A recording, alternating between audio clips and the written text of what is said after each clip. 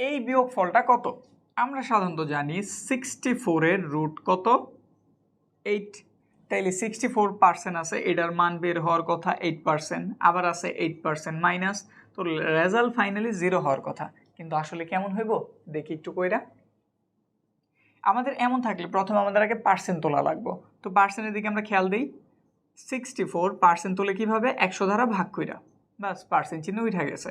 Minus 8% তুলতে হইব 100 দ্বারা ভাগ। পরের লাইন 64 আছে, 64-এর রুট করলে কত বের হয়? 8। আর যদি 100টা আমরা রুট করি তাইলে বের হয় 10। এখানে আছে 8/100, লসাগু করি, এখানে আছে 100, এখানে আছে 10, তাহলে লসাগু অবশ্যই 100 হইব। নিয়ম কি? এই নিচের হর ধারা এটার কি করা লাগবে? ভাগ।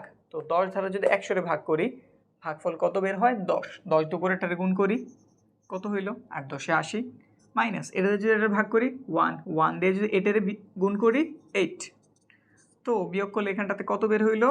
72/100।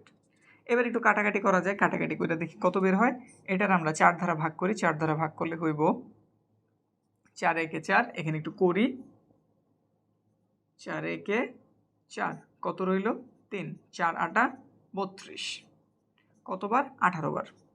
আর এটারে 25, তাহলে অ্যান্সার কত?